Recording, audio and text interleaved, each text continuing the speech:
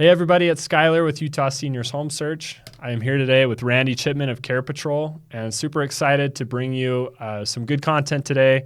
We're going to talk about the different levels of senior housing and the care components that are associated with assisted living, comprehensive care, and independent living, and 55 plus, and see how they differ a little bit. They're definitely very nuanced. And Randy, this is his specialty. Randy, you've been with Care Patrol. Well, I'll give him a little introduction. So Randy is a certified senior advisor, and he's been helping seniors and their families find safe, affordable senior living options since 2014. He's the owner of Care Patrol Utah, correct? Yep. And Adult Case Management as well as your other company. Yep. And Randy, you guys just received an award this last year from Care Patrol, and they were the franchisee of the year. So very well versed in senior housing, smart guy here to teach us what he knows. So we're excited. Yeah, no, thanks for having me. It's great to be here. And then you're also, other than being an outstanding placement agency, Randy lives here in Utah and loves to bike, it sounds like. So I do. I love to bike, mountain bike, road bike. Cool. Love it. Awesome. Well, welcome, Randy. We're excited to jump into things. We're kind of go over some of the more frequently asked questions about senior housing, and you're going to help us answer them if that's all right. Love it. Thank you. Awesome. Well, thanks for coming on, Randy. First of all, can you tell us a little bit about what Care Patrol is and what you do? Sure. Yeah, no, and I appreciate you, Skyler, having us on, and it's great to be here. So Care Patrol is a senior placement agency. We help seniors and their families find assisted living, independent living, memory care, in-home care. We review the care and violation report of the communities that we work with, so we know it's a good place. We tour the families to the recommended communities, a lot like a real estate agent would show a new home, right? And so it's very hands-on and personal. It is a free service to families, so there's no charge for families to use us.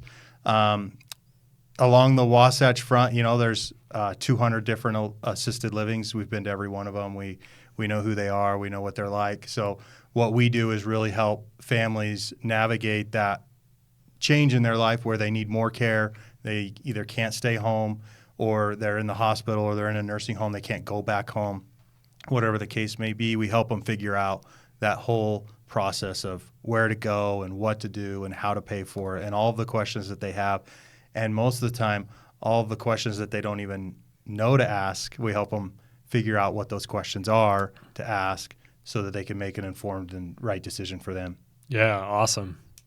So one thing that piqued my interest and probably piqued our listeners' interest is that you said it's a free service. Yeah. So if it's a free service, how are you getting paid? Yeah. Randy? How does your company work that way? Yeah, great question. Everybody's first question is, how do we make money, right? Yeah. We're not a nonprofit. We are a private company. Care Patrol is a franchise company, so we have 200 locations nationwide. But it's a free service to families. We contract directly with the assisted living providers that we work with, and they pay us as an extension of their marketing department, really. So we work for the family, and the communities pay us when we refer a family to their community. Cool. That's awesome. And for those of you that are new to me and haven't heard this before, I actually used to work with Care Patrol when I was a nursing home administrator in Indiana, back in the Midwest. So I have some good experience with Care Patrol. That's kind of how Randy and I got linked up. But anyway, thanks. Yeah, thanks for providing that perspective. Yeah. And then you kind of touched on this a little bit. What would you say the role of a senior placement agency is? Why would somebody maybe want to use a placement agency versus going at it on their own? Yeah, no, that's a great question. We are, I will say, first of all, not all placement agencies are created equal, right? But we are local. We're personal. It's really just a personal concierge service with the family. So we know all the communities. We know what they're like. We know what they cost. We know their management. We know all of those things. So we can sit down with a family And within an hour of some discovery and figuring out what they need and what they can afford and geographically where do they want to be, we can save them a ton of time and narrow that down to 3 or 4 or 5 places that fit their need. So it really is just this personal, hands-on approach. That's awesome. And I love that you said local, because healthcare is local. That was actually one of our company slogans at the place I worked at before. Yeah. Healthcare is local. And I think that's really important, because if you've got somebody who types in a Google search, like, nursing homes near me or assisted living near me, who's going to come up? Yeah. A place for mom.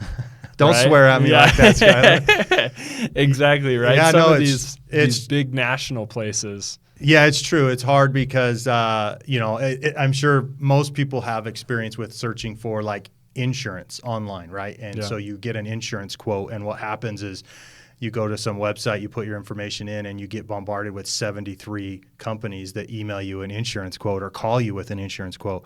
Well, assisted living and senior living is no different.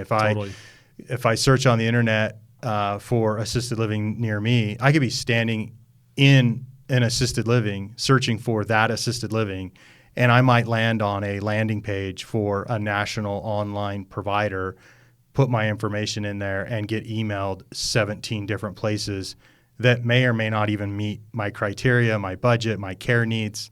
So it's just cumbersome. It's not personal. It's not very and it's not local. It's not local. What you said is really important, that all these marketing teams, the management staff, you've been in the facilities. There's a big difference. Yeah, right? There is huge difference, and that's really why we love what we do, and why families, quite honestly, love what we do, because we can speak intimately with them about different communities and who they are and what they do and all of that. Awesome.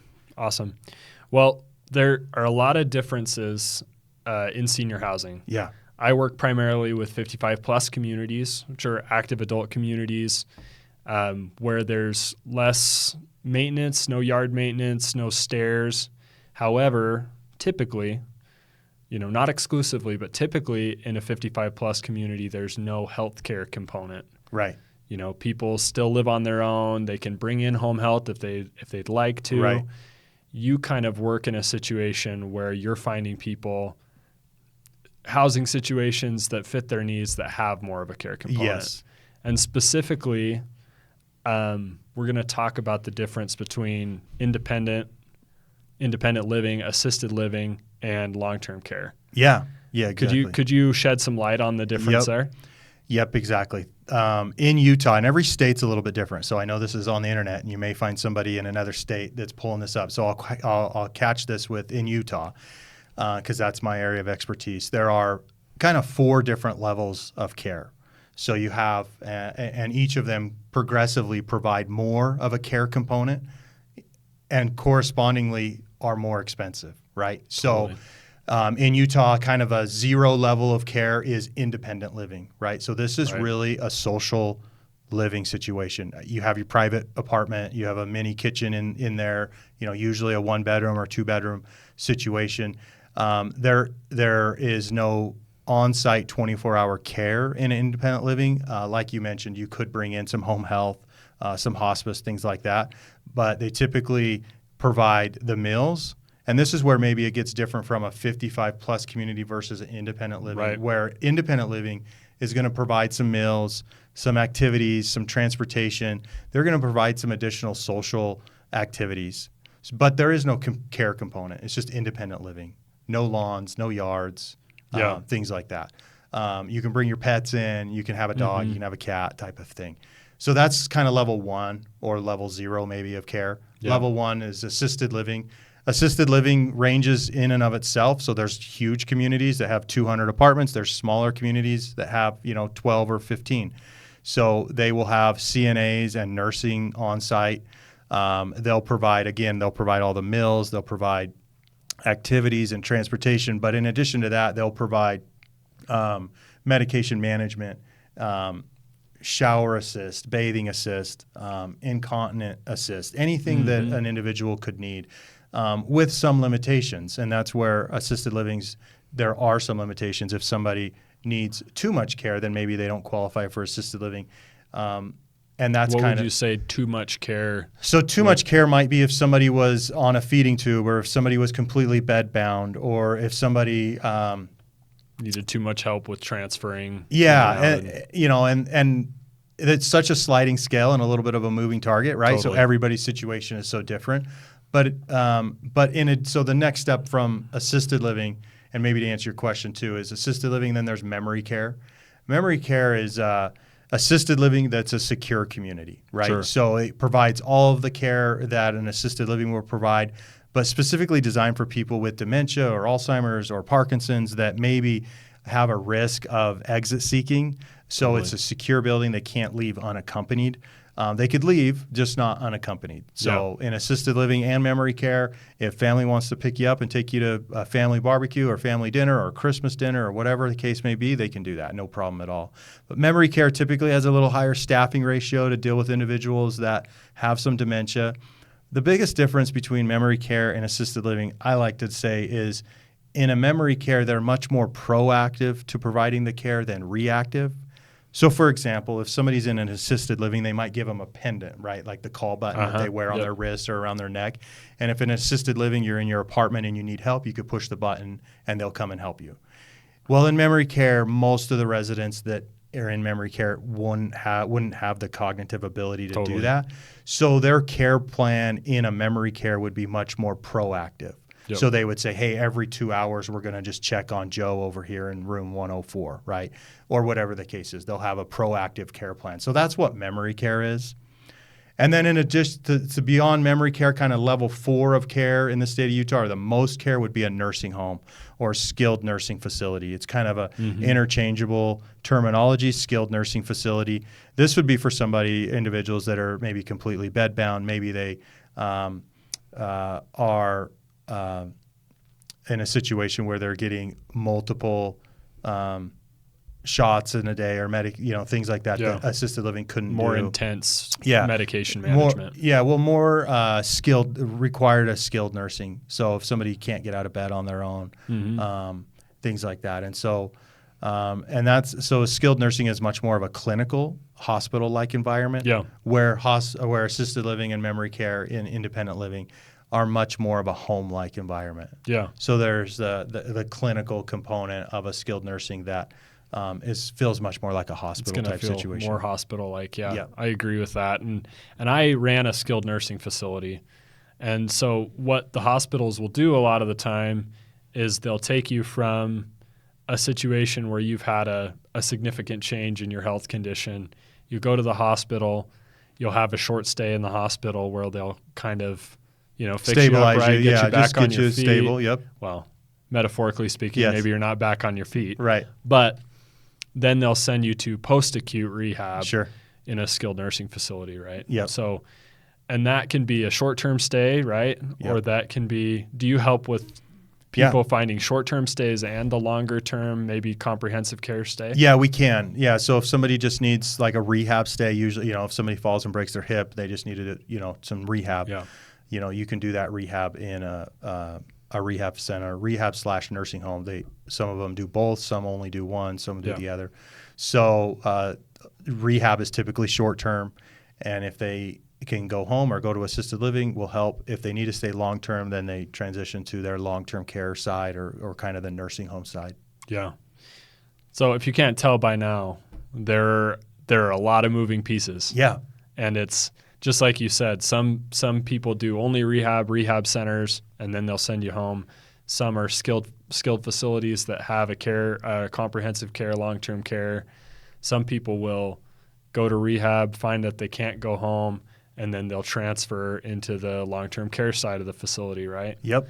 And our community that I ran, we actually had 22-bed memory care as well. So memory care is super near and dear to my heart. Yeah. And anyway. Yeah, so every situation is just so different. And that's why, it's going back to your original question of why using somebody like us or a local senior advisor is because everybody's situation is just so different. And so depending on really what those care needs are, it makes a huge difference on what the plan should be going forward. Yeah, and absolutely. one thing that we really try to prevent is individuals and seniors having to move more times than necessary. So if they go to the hospital, that's one kind of traumatic move, right? From the hospital, maybe they got to go to a rehab. Well, that's another like traumatic move, right? Yeah. It's a big situation. From a rehab, then they got to go somewhere. Well, we want to make sure that that next step can be potentially a final step, right? A permanent solution so that they're not having to move multiple times. And so what we see happen a lot is somebody go from a nursing home and then they maybe go to a community and then they call us and be like, hey, we need help because this community is actually an independent living and my mom needs a little bit more care, or it's an assisted living level 1. We need more, So it's important to use somebody that knows how to help big picture so that we get the right place, the right time. Yeah. Yeah, that's great. The right place, the right time, which, that's very similar to my role in 55 plus communities, is helping people so that there's not a fall on the stairs, so that we're anticipating what could happen and preventing it by getting you in the right situation. Right. That fits your needs. And so that's great. And if you can't tell by now, you got to talk to Randy. You got to talk to Care Patrol if you're in that situation, because they do it every day. They're always in these communities. They know the different skills and abilities of each community, and they can point you in the right direction. Yeah. So next question. You touched on it again briefly. You talked about the different levels of care. Yeah. And that they kind of increase in cost from one to the next. Yeah. So tell us, maybe in your opinion, how much does each one of these levels of care cost on a monthly, annual basis? Yeah. So monthly, we'll talk monthly. Yeah, monthly's great. So kind of going back to that level 0, independent living can range anywhere between $2,000 and you can spend as much as you want on any of these, right? So independent living, $2,000 to $3,000 typically for an independent living apartment. I'm thinking of independent living for one person. If you have a couple, it might be a little more. If you wanted a bigger apartment, you want a big 2-bedroom suite, it's going to be more. It's a lot like real estate, where it depends on, how big of a place do you want? What's your location? We could potentially find a cheaper location in Nephi than we can in, South Jordan, Utah, right? 100%. So there's different locations that affect that pricing point, but independent living, $2,000 to $3,000, somewhere in there. Assisted living in the state of Utah is going to run anywhere between $3,000 and $5,000, depending on the main difference between assisted and maybe independent living is there's the added care component to it, right? So you might pay a rent and board amount, like just for rent, and then might pay a care charge on top of that. So how much care are they providing for you on a regular basis? So that may change, right? As somebody digresses or they maybe get healthier, right? So that care charge could change. So that assisted living price ranges quite a bit based on how much care somebody needs. So $3,000 to $5,000 is a pretty typical number. $4,000 is probably about the average assisted living in the state of Utah right now. And this is, 2024. If people are watching this in 10 years, it's going to be quite a bit more. So memory care is going to be, $4,000 to $6,000, typically $5,000 average. And a nursing home, quite honestly, is just astronomical. As you know, you were there. Yeah. Most people in nursing homes are using Medicaid to pay for that. But if you're privately paying a nursing home, it could be $8,000 or $9,000 or $10,000 a month. But that's where having somebody like us help, because we get calls all the time with people and that refer to us and say, hey, our client needs a nursing home, and so we call them and we'll work with them. We'll go see them. We'll talk to them and realize, you actually don't need a nursing home. Assisted living can provide all of the care that you need. Yeah. And now we're half the cost, right? And so the thing to remember about cost that I like to reiterate is that there's so much value that the communities are providing, right? There's a little bit of sticker shock when you say the average assisted living is $4,000 a month. You're like, wait, I can rent this apartment for, maybe $1,500 or $2,000. I mean, now it's even more, right? But consider in assisted living that things are covered. You're paying your utilities, your mortgage is included, rent's included, internet, food is included, right? Activities are included, transportation's included. So it's all-inclusive living, right? So you're paying just this one check that is everything. Mm-hmm. So when you put it in perspective of, all of these things are included, it can be rather affordable when you consider it's also providing care, and you have a CNA or a nurse round the clock watching after your mom or dad, making sure that they're taken care of. Absolutely. Right. Yeah, that's great. So you've touched on this again a little bit, but how do you as placement agents assess the needs of your clients and match them with the appropriate living arrangement? Yeah, great question. So the one we get calls all the time, or people find us on the internet or whatever the case may be. And so what we want to do is we want to go see them. And so if they're in a rehab, we want to go there. If they're in the hospital, we want to go see them. If they're at home, we want to go see them. So we'll go meet with them, have a dialogue with them, figure out, why they're calling us. Obviously something's happened, or we're just planning ahead, which would be nice. I wish more people would just plan ahead, but they don't, right? So we wait for things to happen, and when things happen, then they call somebody like us. So we want to go see them. We want to figure out what their care needs are now, but also trying to project into the future, right? One thing that, again, we don't want to move somebody multiple times. So if maybe they're kind of independent now, and maybe they would be able to move into independent living today, but you could see the writing on the wall that maybe they have some dementia, or they're going to need care pretty quick in the short term. Let's find a community that maybe does both, right? And so we want to go see them. We want to do a care discovery to figure out what their care needs are. We want to figure out what their budget is. There's great places at every price point. And so if somebody has a lower budget, that's no problem. We can help find good places on a low budget. If they want the nicest place in town, great. We want to know that, and we can help them figure that out too. So we want to know what their budget is. We also want to know what the location's like. I mean, there's, like I mentioned earlier, there's over 200 assisted livings along the Wasatch Front here in Utah. There's way more outside of that area. But let's say they have a son in Denver, and they want to be around their son or daughter in another state. Care Patrol is a national company. We have 200 offices nationwide. And so we can help them figure out location-wise where they want to be. And then based on those kind of three main factors, that's when we'll try to narrow it down to 3 or 4 communities for them, 5 communities that we can talk about and say, hey, let's look at these.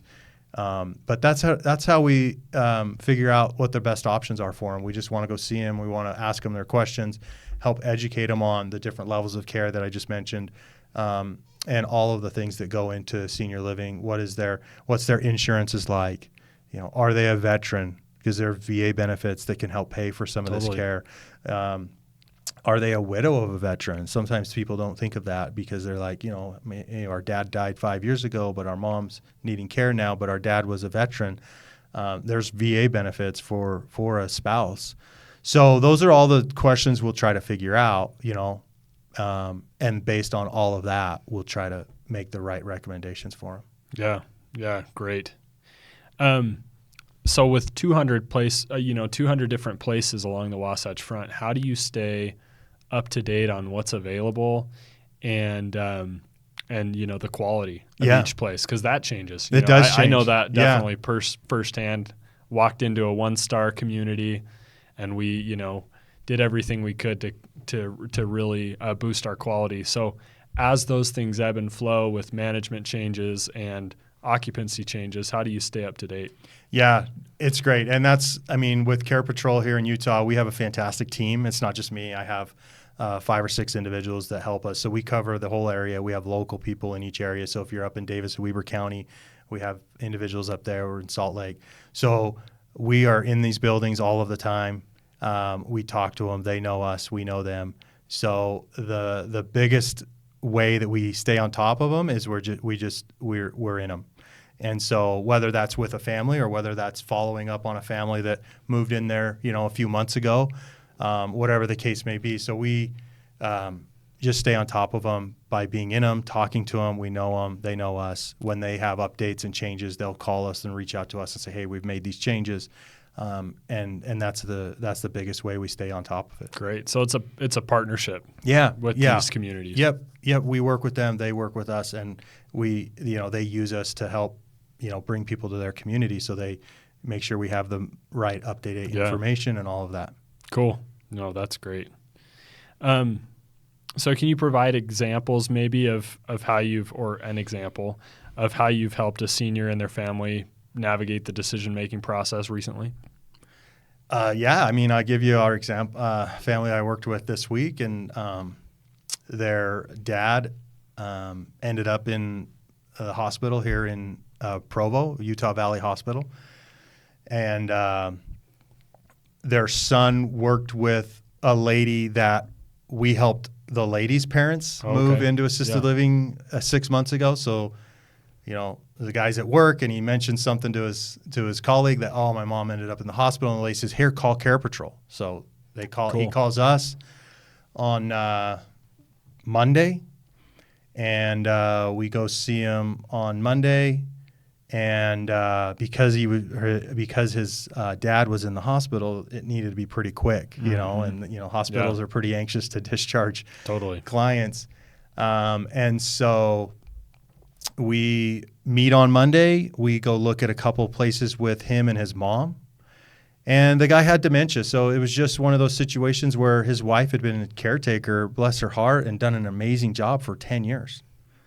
And that's hard. That is really hard. Oh, yeah. And so it just came to a head where, we really shouldn't do this anymore, and it's just wearing down their mom. So their dad needed, really a secure community that provides, assisted living help and memory care help. And so we go look at a couple places on Monday. We pick a place on Monday, and on Wednesday he moved in to that place. So we went and toured a couple of places. And helped them navigate that. Now, what's interesting is they actually lived really close to a couple different places and not really, ever going in them before. So it's kind of a little bit of like, oh, yeah, I've driven past this place 100 times, not really knowing what they do or how they do it and all that. So helping them figure that out and educating them on, those communities and moving them in, and so helping them move and make that transition. So that's one. They're all not everybody moves into a couple days, but right. That's a quick turnaround. That's pretty quick. So the best advice I can ever give to families is to plan ahead. Yeah. And unfortunately, just we're human. We're procrastinators. We don't. Like, I'm the worst procrastinator of them all, right? And so we get it. Everybody wants to stay home. Nobody wakes up one day and says, you know what, I'm going to start planning my assisted living. Like, it just doesn't happen. I wish it would, call us and we can put a plan in place before something happens. But most of the time they have a medical emergency or a medical necessity. Things change. And then they need more care at that point. And so it can be pretty quick like that. And so, that was just this week that we helped that family move from the hospital over to an assisted living. It just happened. So we'll follow up with them. We'll make sure the move goes okay. We make sure that they get settled in. And it's a hard move. So there's always a little bit of a transitional period. And we want to make sure that happens. Make sure they get their needs met and so forth. Yeah. So tell us about that. I actually just barely had a situation this last week for me. I had an uncle. We're a pretty close family. My dad has 8 kids in his family. So family reunions are crazy, and we've always been really tight knit. So I've been helping my aunt, a little bit here and there to find a place for my uncle. A similar situation where it was, she couldn't care for him anymore. Yeah. So it's happening all the time, everywhere. And this, to those of you viewing, might sound like a familiar situation to you. Maybe you've had a loved one or relative experience something similar.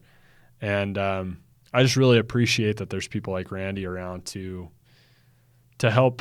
Like you said, it's a tough move. It's really hard. A move from a forever home and a stable situation to more of a, I don't know what comes next. Yeah. And I've had this medical emergency and we're going to see where we go from here.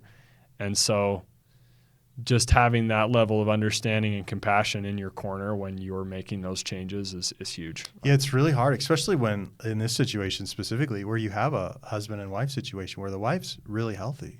And doing great. And and her husband has dementia, and it's a terrible disease, right? And so, it's really hard. And so the nice thing about getting him into a great place is that she can kind of revert back to being a spouse and not just the caretaker anymore, right? So she can go visit him anytime, every day, all of the time, and go eat with him and not worry about, is he changed? Is he shaven? Does he use the toilet? Is he showered? Those are all taken care of now, and she can just go visit and be a spouse again, and that'll be a game changer for him. Yeah. And so it's fantastic. Yeah, that's awesome. Okay, a couple more questions for you here. Yeah. Before we wrap it up. What advice then would you have for seniors and families when considering different senior living options? Yeah. That's a good one. They need to ask a lot of questions is what I would say. Ask a lot of questions, and look at a couple of different places, at least 2 or 3 places. I know a lot of times it's tempting to say, this place is right by my house. It's the closest place. Let's go there. Well, it may or may not meet their needs, right? It may or may not, be the level of care they need or the budget they need or all of those things. And so look at a couple of different places, if for no other reason, to just confirm that, okay, that's great. Let's go there. Right. That may be the place you end up, but look at a couple, 2 or 3 places so that there is no doubt of like, oh, you know what? Things are a little rocky over here. Maybe we should have looked at some other places. Well, everywhere you go, there's always going to be some ups and downs and some bumps on the, transition. And so look at a couple of different places. I mean, certainly if you can use a third-party professional. Yeah. I mean, that's what we do. So of course I'm biased, right? That's kind of our area. Biased for good reason. Yeah. Right? That's our area of expertise. And, every community has, their sales and marketing people, and, their job is to sell you their building and get you into their building, and they're really good at their job. And so what we want to do is just make sure families are comparing apples to apples and comparing, really what they need for long term. Right. Yeah. So it's great. So you mentioned that you think that families and, potential prospective residents should ask a lot of questions. Yeah. So if it was you, if it was your family, your parents, or you, what questions would you be asking? Maybe give me 3 questions that you would ask. If you can narrow it down like that. I would probably ask what their staffing numbers are like. Mm-hmm. What's their staff like? Their caregiving staff, not so much, the administrative staff. That's important or too. Their dietary staff. That's important too. Yeah, you want to make sure it's got great food. I would ask about their care staff. Yeah. So that would be one. I would ask about their pricing, of course, but I would also ask about their historical price increases too. So typically communities have kind of this, inflationary adjustment every year, which unfortunately the last few years has been, significant. Pretty high. Yeah. And so if you're wanting to move into a community, you want to make sure that you can afford it today, but you want to make sure you can afford it indefinitely. So you don't want to be stretched so much that if they give you a $100 a month increase that puts you over the edge. And so you want to ask, any potential, rate increases. That would be something I would ask. I would certainly, this isn't necessarily a question you'd ask, but you just pay attention to the smells in a community. Totally. So that's why you want to go. You can't just look at it on a video or on the internet. You want to go. You want to, is there trash sitting around? Is there stuff on the carpet? Just the little things to tell you, how are they keeping up the place? I really believe how you do anything is how you do everything. Totally. So if you see, specks of dirt and all, some crumbled paper on the floor, just those little things, they matter. And I would just pay attention to those. I mean, maybe not a question, but you pay attention to those sensory issues. Yeah. As in my experience, I can walk into one of these communities and it's like instantaneous. I know if it's a good place or not. Yeah. It's kind of funny.